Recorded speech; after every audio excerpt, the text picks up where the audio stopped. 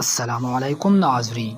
امام زین العابدین رحمۃ اللہ علیہ نے اپنے بیٹے امام باقر رحمۃ اللہ علیہ کو نصیحت کرتے ہوئے فرمایا، بیٹا، 4 آدمیوں کے پاس نہ رہنا، راستے پہ چلتے ہوئے ان کے ساتھ تھوڑی دیر کے لیے بھی نہ چلنا۔ کہنے لگے کہ میں بڑا حیران ہوا کہ وہ اتنے خطرناک ہے۔ پوچھا کہ وہ کون سے آدمی ہے؟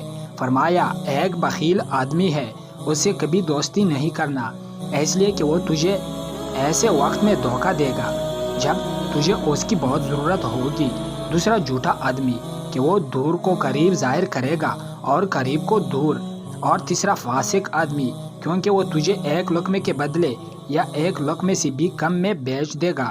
کہتے کہ میں نے پوچھا، ابو، ایک لقمے میں بیچنا تو سمجھ میں نہیں آتا ہے، ایک لقمے سے بھی کم بیچنے کا کیا مطلب ہے؟ فرمایا کہ وہ تمہیں ایک لقمے کے امید پر بیچ دے گا۔